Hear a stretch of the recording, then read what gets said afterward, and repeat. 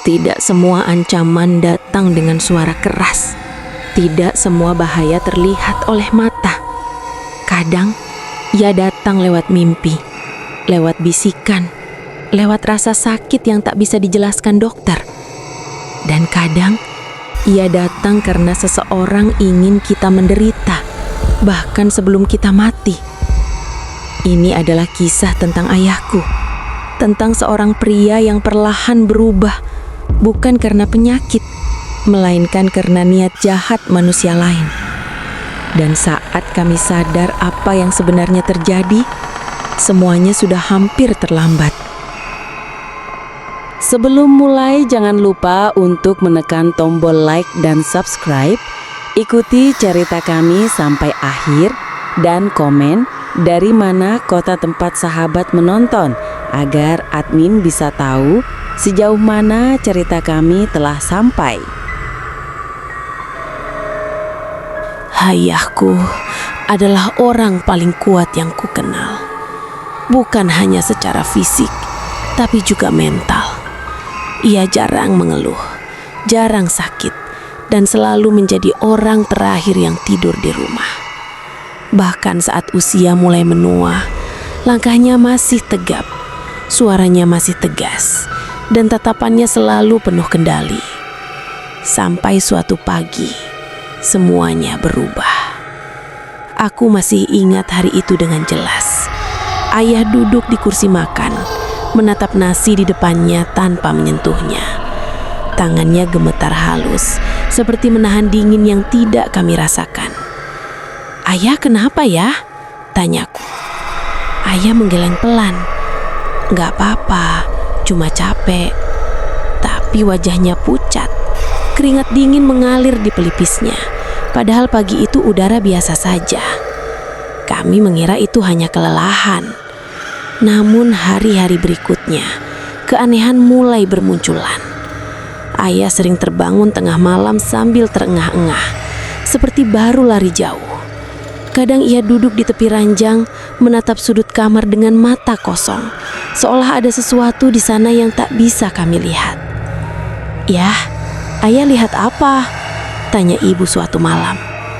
Ayah menoleh perlahan. "Kamu gak dengar?"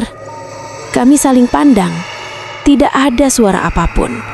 Hanya detak jam dinding dan kipas angin tua yang berderit pelan. Sejak saat itu, ayah mulai sering mengeluh sakit di bagian perut dan dada. Tapi anehnya, sakit itu tidak pernah tetap. Kadang di kiri, kadang di kanan, kadang seperti ditusuk dari dalam. Kami membawanya ke dokter. Hasilnya selalu sama. Tidak ada apa-apa. Tekanan darah normal, jantung normal, tidak ada infeksi, tidak ada kelainan yang bisa dijelaskan. Namun tubuh ayah semakin kurus, matanya cekung, tidurnya gelisah, dan yang paling membuatku takut, ayah mulai berbicara sendiri. Suatu sore, aku melihatnya berdiri di halaman belakang menghadap pohon mangga tua. Bibirnya bergerak, tapi suaranya nyaris tak terdengar. "Ayah," panggilku. Ia tersentak, lalu menoleh cepat. Wajahnya panik. "Kamu lihat dia?" bisiknya. "Siapa ya?" Ayah menggeleng keras. Enggak ada." Malam itu, aku mendengar ayah berteriak dalam tidurnya. Jangan ambil." Aku dan ibu berlari ke kamarnya. Ayah terbangun dengan nafas terputus-putus. Tangannya mencengkram dadanya. Kukunya sampai meninggalkan bekas merah. "Dia datang lagi," katanya lirih. "Siapa ya?" tanya ibu dengan suara gemetar. Ayah menatap kami satu persatu, lalu berbisik. "Ada orang yang gak mau aku hidup tenang." Saat itulah, untuk pertama kalinya, aku merasakan ketakutan yang tak bisa dijelaskan logika. Dan aku belum tahu bahwa ini baru permulaan. Sejak malam, ayah mengatakan ada orang yang tidak ingin ia hidup tenang. Suasana rumah berubah. Udara terasa lebih berat, sunyi terasa lebih panjang, dan malam menjadi sesuatu yang kami takuti. Ayah mulai takut tidur. Setiap kali waktu menunjukkan lewat tengah malam, ia akan duduk di ruang tamu dengan lampu menyala terang, memeluk lututnya sendiri. Matanya merah dan sembab, seperti orang yang tidak tidur berhari-hari. Kalau aku tidur, mereka datang, katanya suatu malam padaku. Mereka siapa ya? Ayah terdiam lama. Nafasnya berat, seolah setiap kata adalah beban. Ada yang berdiri di dekat kakiku. Hitam, tingginya gak wajar. Dan di belakangnya ada orang yang aku kenal. Jantungku berdegup keras. Ayah kenal siapa? Ayah menggeleng lama, tapi matanya berkaca-kaca.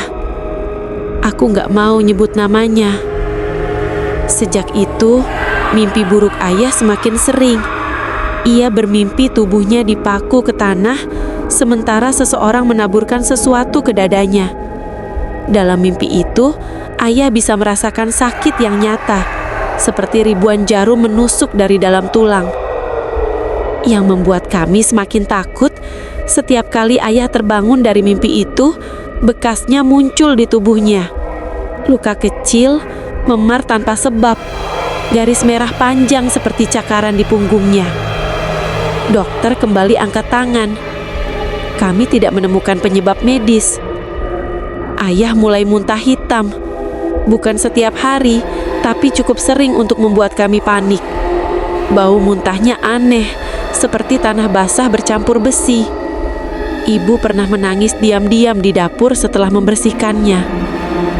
Dan kejadian paling aneh terjadi pada malam Jumat. Aku terbangun karena mendengar suara seperti orang mengaduk tanah.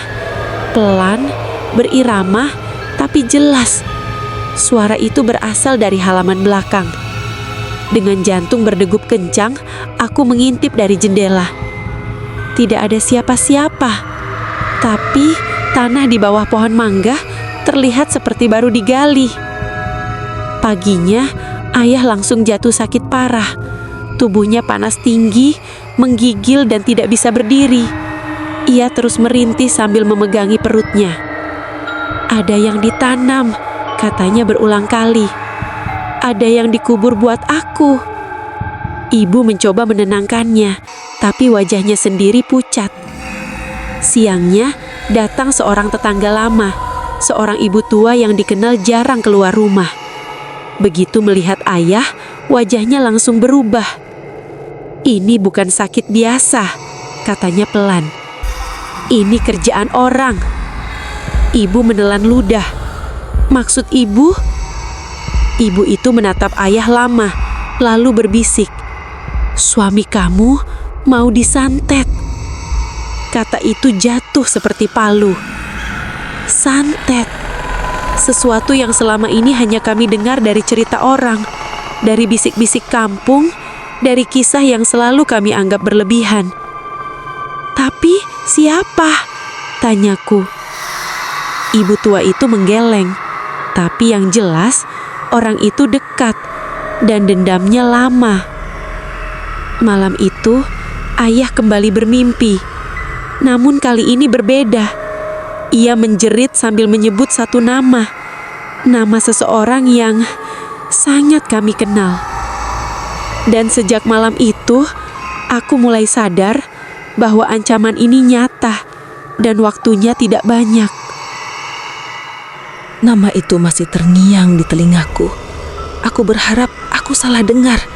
Aku berharap itu hanya potongan mimpi ayah yang kacau. Tapi tidak. Ayah menyebutnya dengan jelas, dengan suara penuh ketakutan, seolah orang itu berdiri tepat di depan wajahnya.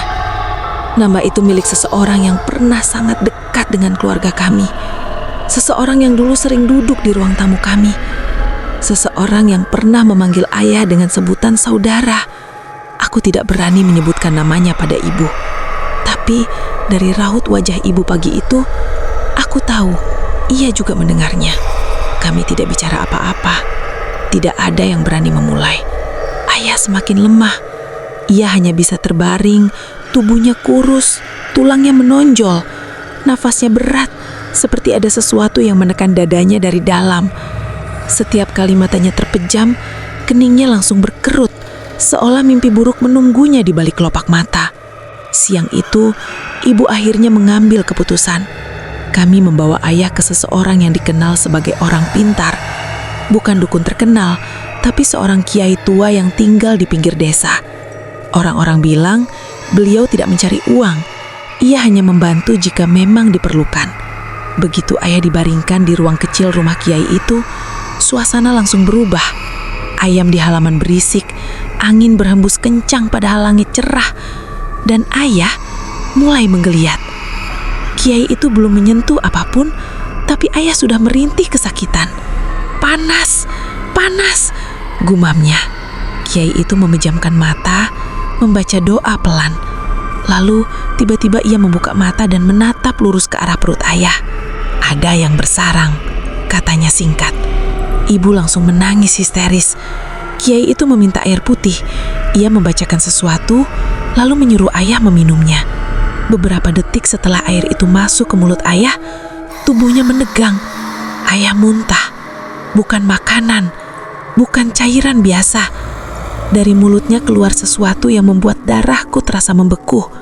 Rambut, paku kecil berkarat, dan gumpalan hitam seperti tanah bercampur darah. Ibu berteriak histeris. Aku mundur beberapa langkah. Kakiku gemetar. Kiai itu menghela nafas panjang. Ini santet kiriman, katanya. Dan yang mengirim orang yang hatinya sangat busuk. Aku memberanikan diri bertanya, apakah ayah bisa sembuh? Kiai itu menatapku lama. Tatapannya berat. Bisa, kalau yang mengirim belum berniat menghabisi sepenuhnya. Kalau sudah, tanya ibu dengan suara pecah. Kalau sudah, jawabnya pelan. Tinggal menunggu waktu. Kiai itu lalu menyebut ciri-ciri pengirimnya. Orangnya dekat, pernah merasa dikhianati, pernah kalah urusan harta. Ibu langsung terduduk lemas. Ciri-ciri itu terlalu cocok. Dalam perjalanan pulang, ayah sempat sadar. Ia menatap kami dengan mata yang sayu. Dia benci ayah karena tanah itu, tanah warisan. Sesuatu yang dulu menjadi sumber pertengkaran besar dalam keluarga. Malamnya, gangguan semakin menjadi. Bayangan hitam sering terlihat berdiri di sudut rumah. Bau tanah basah muncul tiba-tiba. Dan setiap jam 3 pagi, terdengar suara langkah mengelilingi rumah kami. Ayah berbisik kepadaku sebelum tertidur. Kalau ayah nggak selamat, jangan balas. Aku tidak menjawab. Karena jauh di dalam hati, aku tahu permainan ini belum selesai. Setelah pertemuan dengan kiai itu, kami berharap keadaan ayah membaik. Dan memang, selama 2 hari pertama, ayah terlihat sedikit lebih tenang. Ia bisa tidur meski hanya sebentar. Muntah hitam tidak muncul lagi. Wajahnya masih pucat, tapi napasnya tidak seberat sebelumnya. Kami lengah. Kami lupa satu hal yang kemudian disampaikan kiai itu lewat pesan singkat. Kalau santetnya kuat, pengirimnya akan tahu saat kirimannya diganggu. Malam ketiga, teror itu masuk ke dalam rumah. Aku terbangun karena suara benda jatuh dari dapur. Keras, seperti panci besar dijatuhkan ke landai. Saat aku keluar kamar, semua lampu mati. Gelap total. Dan di tengah gelap itu, aku mencium bau yang sangat kukenal. Bau tanah basah. Dari arah ruang tamu, terdengar suara ayah mengerang. Aku menyalakan senter dari ponsel dan berlari ke kamarnya. Pemandangan yang kulihat membuat tubuhku dingin seketika.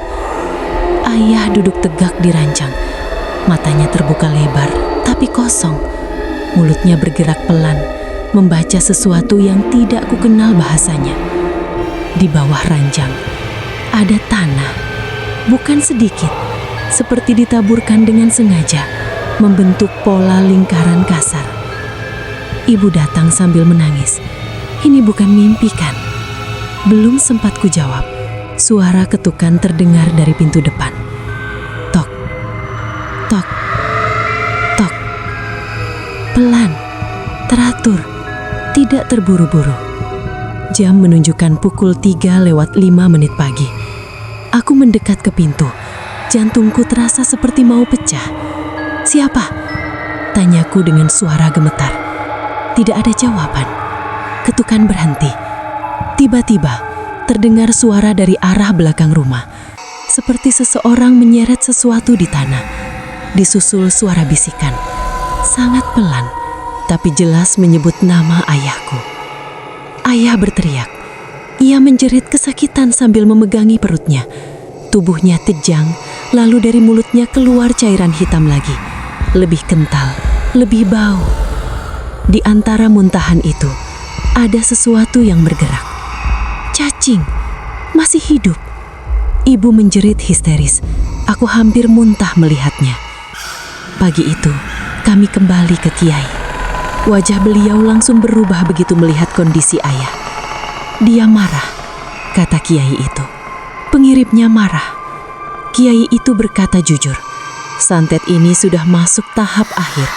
Bukan lagi untuk menyiksa, tapi untuk mematikan perlahan. Kalau mau diselamatkan, katanya pelan, harus ada satu dari dua pilihan. Ibu menatapnya dengan mata basah. "Pilihan apa, Pak Kiai?" "Yang pertama, kita lawan balik, tapi resikonya besar. Kalau kalah, bisa ada korban lain." Aku langsung berpikir tentang ibu, tentang diriku. "Pilihan kedua?" tanyaku. Kiai itu menunduk. "Datangi orangnya, minta dihentikan." Hening. Nama itu kembali terlintas di kepalaku. Wajahnya, senyumnya yang dulu ramah, orang yang dulu kami percaya. "Kalau dia menolak?" tanya ibu lirih. Kiai itu menghela napas panjang. "Siapkan diri untuk kehilangan." Malam itu, aku tidak tidur. Aku duduk di samping ayah yang terbaring lemah. Tangannya dingin, napasnya pendek-pendek. Ia membuka mata dan menatapku.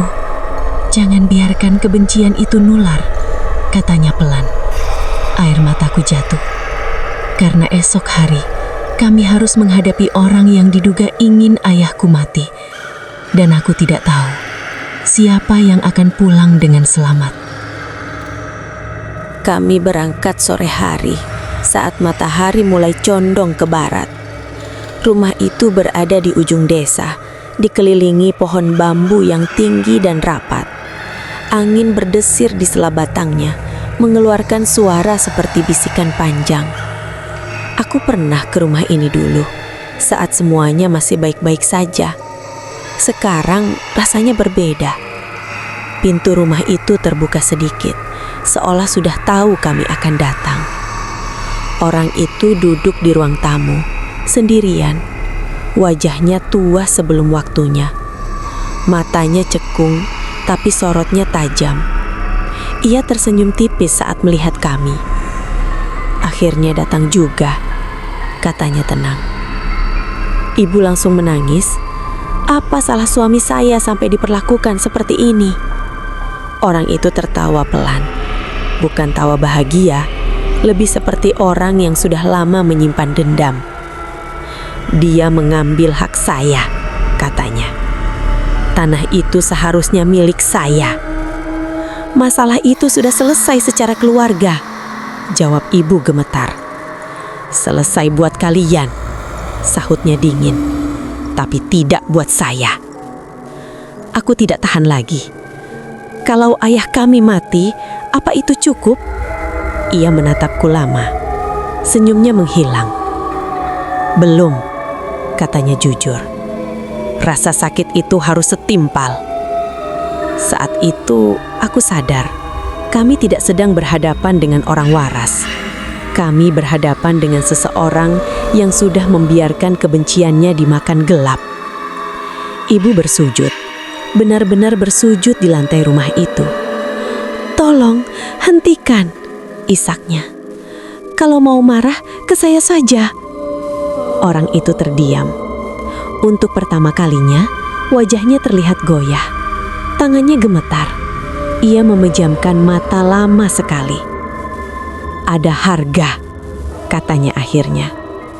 Ia meminta kami melepaskan hak atas tanah itu sepenuhnya, tanpa perlawanan, tanpa tuntutan, tanpa dendam. Kami mengangguk. Tidak ada pilihan lain. Malam itu juga ia melakukan sesuatu. Aku tidak tahu apa. Aku tidak mau tahu.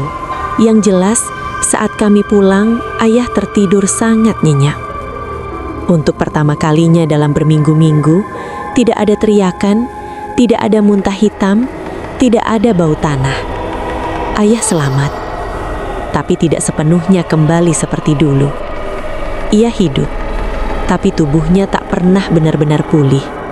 Kadang ia terdiam lama, menatap kosong. Kadang ia terbangun tengah malam dengan napas berat, lalu berkata, "Aku masih merasakan mereka." Beberapa bulan kemudian, kami mendengar kabar. Orang itu meninggal mendadak, sendirian. Dan sebelum dimakamkan, jenazahnya mengeluarkan bau tanah yang sangat kuat. Sekarang, setiap kali aku mendengar orang berkata santet itu tidak nyata, aku hanya diam. Karena aku tahu, kejahatan manusia tidak selalu membutuhkan senjata. Kadang cukup dengan niat, dengan dendam, dan dengan hati yang rela menjerumuskan orang lain ke dalam kegelapan. Dan ayahku masih hidup sampai hari ini. Tapi sebagian dari dirinya tidak pernah benar-benar kembali. Malam ini, kisah kita berakhir. Tapi teror mungkin baru saja dimulai. Jika kalian ingin terus mendengar kisah-kisah horor lain, jangan lupa like, subscribe, dan tinggalkan komentar tentang bagian mana yang paling membuat kalian merinding. Sampai jumpa di kisah selanjutnya. Jika kalian masih berani mendengarnya.